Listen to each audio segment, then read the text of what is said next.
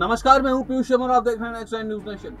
अब बात करते हैं बीजेपी की। तो महाराष्ट्र में आप देखिए कि उद्धव की सरकार गिराकर यहाँ पे एकनाथ शिंदे को मुख्यमंत्री बनाकर देखिए बीजेपी एक तरह से किंग मेकर बन गई है। बीजेपी का ऑपरेशन लोटस महाराष्ट्र में कामयाब हो चुका है। लेकिन अब देखने वाली बात यह है कि आज बीजेपी की राष्ट्रीय कार्यकारिणी की बैठक है हैदराबाद में, तेलंगाना में, यानी कि ओवैसी के गढ़ में, जहां से ओवैसी लगातार सांसद चुने जाते हैं। अब देखना यह होगा कि ऑपरेशन लोटस हैदराबाद में कितना सफल रहता है, तेलंगाना में कितना सफल रहता है। क्योंकि आप देखिए कि यहाँ पे जब ऑपरेशन लोटस जो है बीजेपी ने चलाया है उसमें कामयाबी 80% मिली है। बस राजस्थान और राजस्थान को अगर छोड़ दे, हम दूसरे हिमाचल को छोड़ दे, तो यहाँ पे जिस राज्य में अगर ऑपरेशन लोटस बीजेपी ने चलाया है वहां पे उसको कामयाबी मिली है।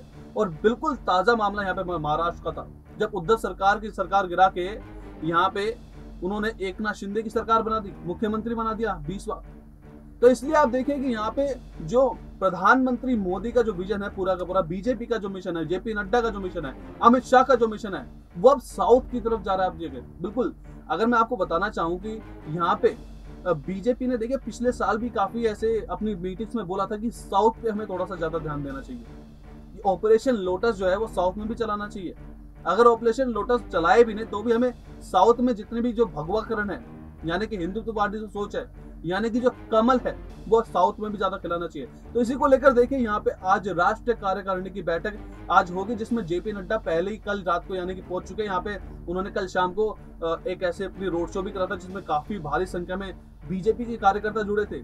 लेकिन अब देखना बात यह है कि यहाँ पे अगर साउथ में अगर अपना जो पूरा का पूरा कार्यक्रम शुरू करने वाली है बीजेपी, और ये जो कार्यकारिणी बैठक हो रही है वो किस लिए हो रही है, अगर मैं आपको बताना चाहूं तो ये कार्यकारिणी की बैठक में जो आर्थिक समर्थन है बीजेपी को मिलने वाला उस पर चर्चा होगी, रणनीति आगे की तय होगी, 2024 को लेकर भी रणनीति यहाँ पे तय हो सकती है।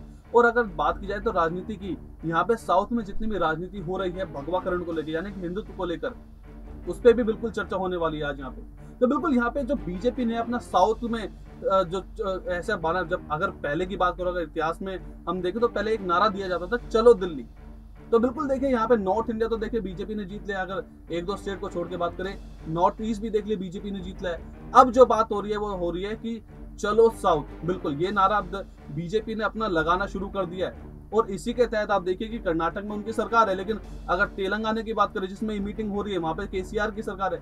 और केसीआर का भी बिल्कुल यहाँ पे एक बयान यहाँ पे सामने आया था कि हम जो बीजेपी की जो मंशा है वो तेलंगाना में यानी कि हैदराबाद में पूरी नहीं होने देंगे। और आज अगर पीएम मोदी वहां पे जा रहे हैं तो केसीआर उनको रिसीव भी करने नहीं जा रहे, ये भी बहुत बड़ी बात है।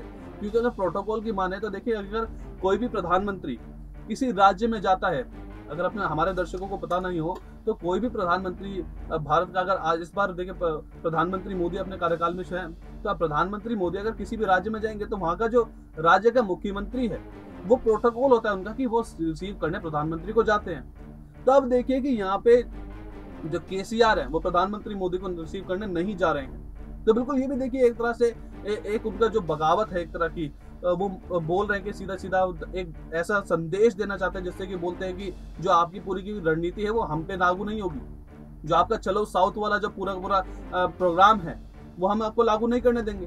तो इसलिए देखिए यहाँ पे बीजेपी ने बिल्कुल पूरा फूंक दिया है। यहाँ पे अब साउथ जाने की तैयारी हो चुकी है, जिसकी शुरुआत है वो हैदराबाद से होगी।